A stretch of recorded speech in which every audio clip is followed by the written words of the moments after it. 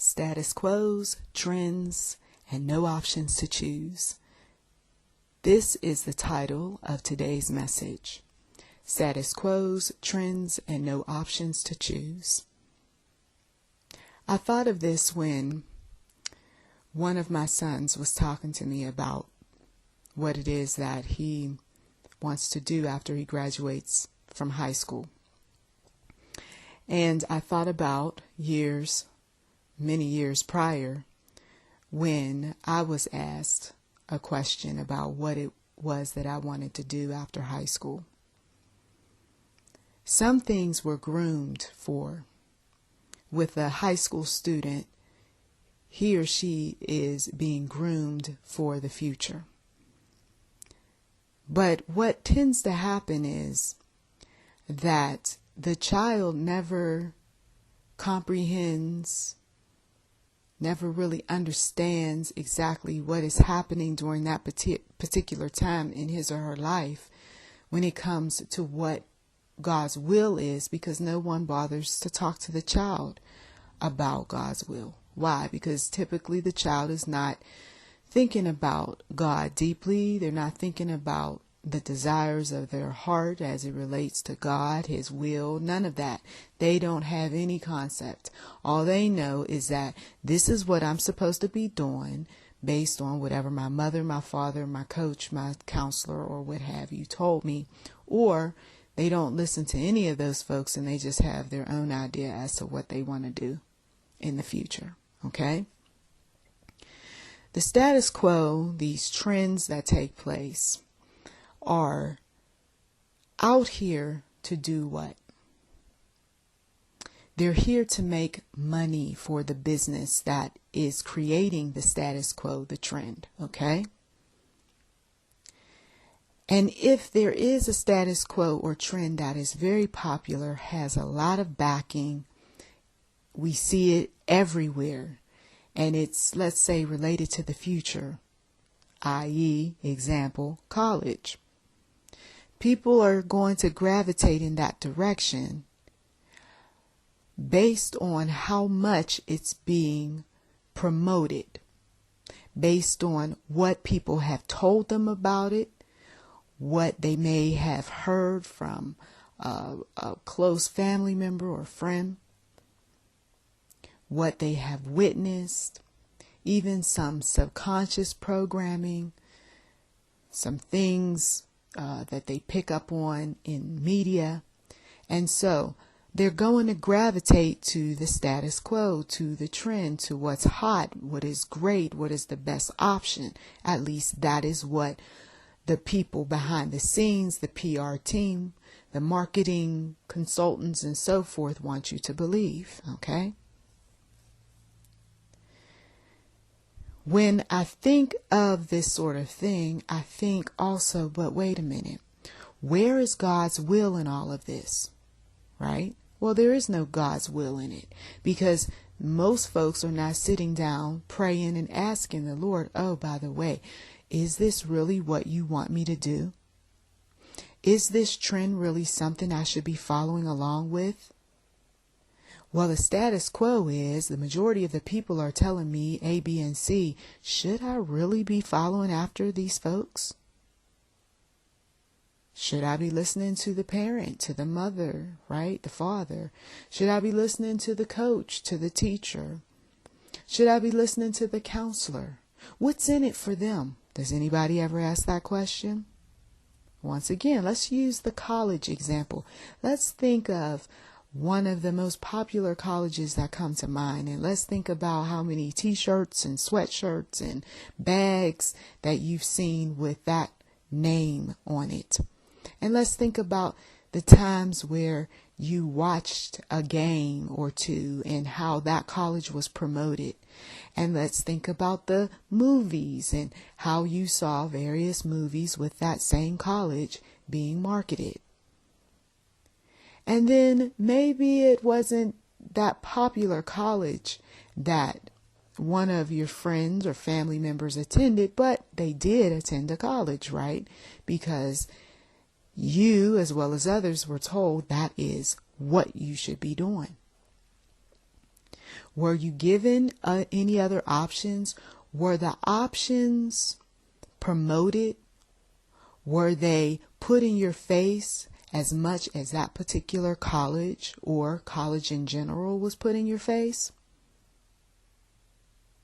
So most likely, what is an individual going to do? They're going to take the option that was put right in front of their face. But it really wasn't an option. It really wasn't a choice. It was pretty much, this is what you're going to do. And for some people, that's just what it was. Their parents told them, their grandparents, cousins, uncles, aunts, whoever said, this is what you should do. And they said, you know what? It's not so bad. I'm going to go ahead and do it. And then some other folks affirmed and confirmed. And so there they are, spending up a whole bunch of money and not having enough to take care of, just basic needs because they've got so many bills coming in 4 years later, 6 years later. Okay? Was it really the best option? You see? Well, if there were no other choices put before them, then it wasn't an option. Like I said, it was just put before you. This is what you're supposed to do. Status quos, trends, and having no options. The status quo, the trend, whatever it is that man or woman comes up with, if it is popular and it is something that they're trying to push and they know that they can make some money off of it, they're going to push that, and they're not really going to give you many choices. What are some options? Going back to the college example, if the promotions were not out there in such heavy doses and there wasn't so much manipulation, brainwashing, mind control, or what have you going on connected to the college, whatever that college might be, what would have been the options? Well, the options are that you could attend a trade school, right? And get out a lot sooner.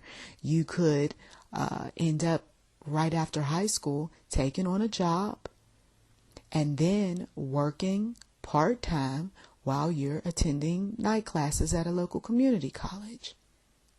You could just work a job, enroll in a college, and that particular company hopefully has a program that can help pay for your college. But you would have to look that up, right? Before you got connected with that particular company. You would want to know, is that an option, right? You might not even want to go for any additional schooling in that way, higher education. Maybe you just want to take courses on your own. Maybe you want to start your own business. Okay. So you've got about 5 different options to choose from. Okay. Or simply have a job, which would be a 6th option. Okay. Now, folks are not going to promote the option that doesn't make them look good, right? They're not going to promote an option that's not going to make that family name sparkle. They're not going to promote an option that is not as reputable or prestigious as other options, right? Selfish individuals, people that are about themselves, people that are about looking very well-to-do and smart in front of others. They want to pick something that's going to make them look good. They're not looking at the fact that maybe they don't even have enough money to bankroll that particular option. Okay? But if I can tell people that I've got the money when I really don't, if I can tell my child, don't you worry about it, it'll be okay. When I know full well that there's going to be a lot of loans and it's going to be some frustration, possibly with the wife or the husband. There's going to be some times where the child might even have to sit out for a semester or 2 because we just don't have the money. Okay? But some people will go full speed ahead. Is that really God's will? Is that really God's will? You see, if this is an option that's going to cause some serious problems in the family, if this is an option that I don't see God doing too much of anything to help me out on. If this is an option where I haven't even bothered to pray about, then why would I go ahead and choose it? Okay, now that's just one example. How about a situation where a person is told that this is the way you should handle a wedding, okay? You're going to have this particular dress. You're going to make sure that all of the decorations are here, there, and everywhere, but they've got to be these particular flowers, and then you're going to have to work with so-and-so because they're really good. Oh, and by the way, you might consider having your wedding here as opposed to there, right? So the couple is calculating and they're seeing that things are getting quite expensive, but yet they're pressing on anyway. Meanwhile, though, they've got, let's say, student loans that they need to pay back. And then they've got, some other outstanding debt. Did God really tell them that they're supposed to spend thousands and thousands of dollars on a wedding? Right? Well, let's just say they didn't even bother to ask God. So they're doing it in their own strength. They're not thinking about sponsors. They're not thinking about asking people for any money. And then they're looking at their savings, and their savings, well, there's not much in there, right? But the trend is that this is the particular wedding that you should have. This is the consultant that you want to speak to. Oh yeah, by the way, these flowers are hot this season and you need these. And this particular setting is the rave nowadays. Okay? Am I left with any options? Here's one more example. How about you are told by family members and friends that you should take a particular job in an area where they all just so happen to live. Now, you may have some options to go elsewhere, and you just might even make even more money, but no, you are going to go with this particular choice because everybody said that they want you to be close to home. They want you to be there for poor mom who is sickly, and they want you to take care of, family needs as they come up. And, oh, we want your children to grow up with us. We don't want to miss out. Okay? Are you given any options? No. Even though you have some, but is your family, your loved ones, your friends, are they giving you any options? No, because it's about their selfish needs, right? So selfish needs tend to take precedence over what God might be calling people to. But if I'm not spending the time with him, and I'm not praying, and I'm not doing necessary research to find out, well, what other, for instance, the wedding situation, what other wedding venues are out there, and what other people can I work with for half the price?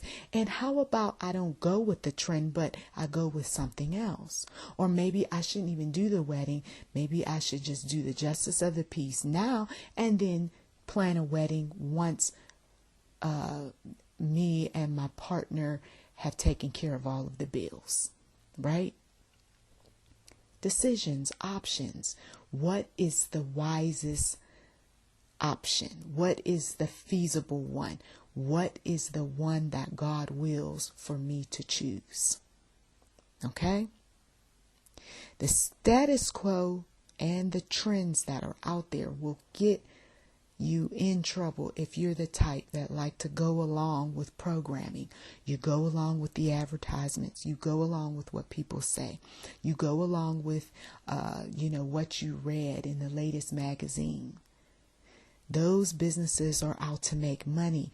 They also have some very, very smart ways of getting you to feel like, you know what, this is what I should do, and there is no other choice for me.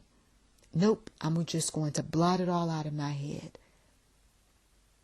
So if someone wants your money, they know how to make you feel as if this is your best choice and your only choice, even though they didn't really give you much of a choice.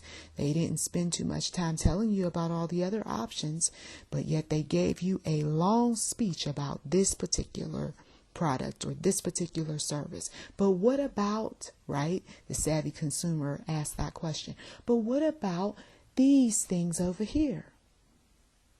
Or what about my choices over here? But the salesperson is going to direct you toward the thing that's going to give him some extra bonus money because he has portioned that particular product or that service. But if you're not thinking in that mindset, you're going to go along with, if you're not thinking in the mindset of options and choices and what else do you have, you're going to go along with whatever that sales clerk tells you. Okay? God wants us to think beyond just what we see right in front of us. He wants us to think beyond what someone says is a choice when in fact it's really not. It's just what they're trying to shove down our mouth. Okay? You see, if I gave you a bunch of different Bibles to choose from, you just might carefully consider, okay, which Bible is best for me. But if I only give you one Bible and then I have two other Bibles, but they're several feet away and you don't feel like walking, you're going to settle with that one Bible that's in front of you because you don't feel like walking over there to check out the other ones, right? That's how some people get caught up in status quos, trends, and what folks tell them they should go along with because they're just simply lazy. I don't want to go over there. I don't want to see what else. Just give me what you got right here. Nope, I'm not interested in doing any more research. Okay, I'm just going to go to college. But what about the stress that you're going to put on your parents? What about all of the burdens? I mean, can't you find some other option? I don't feel like doing that. I don't want to do that. And besides, it's not going to make me look good. Okay? Slow down. Some folks, that's what they need to do. I'm hearing in the spirit. They need to slow down. Slow down and think about what you're going to do before you do it. Just because it's popular doesn't mean it's the wisest choice. Just because it is the latest and the best and the greatest and the reviews are wonderful on it, what will people say in about 6 months, 9 months, a year or two after they've used the product repeatedly? And we've seen this with some of the most popular products. If you go on eBay, that's a good place to see what a product looks like after much use. Then you'll get a good idea whether or not it is worth spending $200, $300, $600, $800, or even $1,000+ Just find out what it looks like after it's been repeatedly used 5 months, 9 months, or even a year plus later. The options are there. But if you're not willing to check out the options, research for the options, ask questions about the options, that person who's pushing whatever in front of you, they're going to give you whatever's in front of you and you'll accept it because you don't bother to think beyond what is in front of you.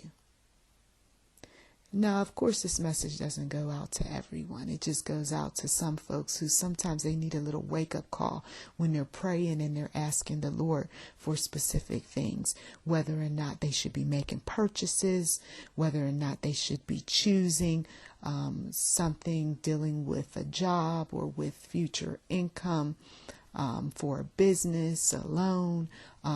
They've got all of these different prayers out here. And the thing is that they find themselves leaning toward the thing that's in front of them, because that's the status quo. That's what they choose. That's the trend. That's what's popular, as opposed to sitting back and saying, you know what? I know why I'm gravitating to this particular choice, or this, item, or this service, or what have you. It's because I saw the commercials. It's because I had a bunch of people talking to me about it. It's because I saw a bunch of advertisements. I mean, come on now. I need to shake some of this brainwashing, okay? And I need to really look at what else is out there. And you can always search for something by putting in the name of that product, the brand name of it, and then putting plus alternatives and finding out what are the alternatives to that brand name. And then you find out you're going to save $50, $70, $80+, Another thing you can do when it comes to this business of options, you can always put in the search engine what other jobs are available, and then fill out the position, type in the position as well as where you want to, work.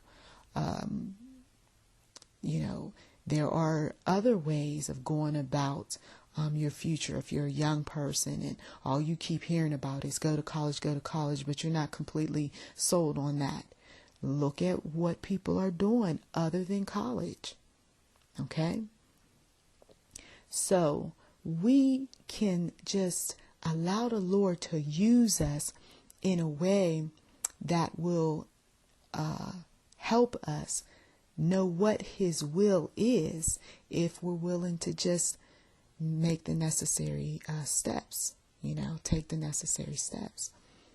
So one thing you definitely want to do if you are responsible for a child is you want to pray for that child. You want to pray that their gifts be identified. You want to also pray that the Lord will reveal to you what those gifts are. How might those gifts be developed and nurtured and used ultimately for God? Okay? You're not going to be able to do it if you're not giving the child any options, right? You're not going to be able to find out exactly what his or her gifting is if you are just zeroing in on what they told you they want to be, or you are just focused on what you want your child to be. So you go to the Lord and you pray and you ask Him. And then over time, you will start to see not only what your child's gift is, but also the different ways of developing that gift and the way that God will use them in the future concerning that gift. He'll start to just unravel the pieces of the puzzle.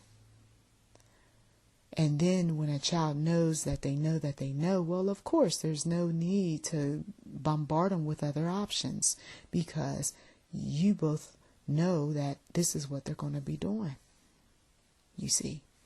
But when somebody doesn't know something and they're still learning, it makes sense to have a whole lot of things to research, a whole lot of things to choose from, and then narrow down your choices.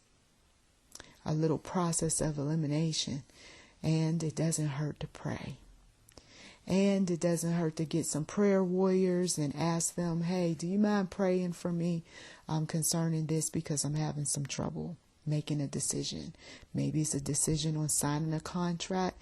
Maybe it's a decision on going with a particular partner.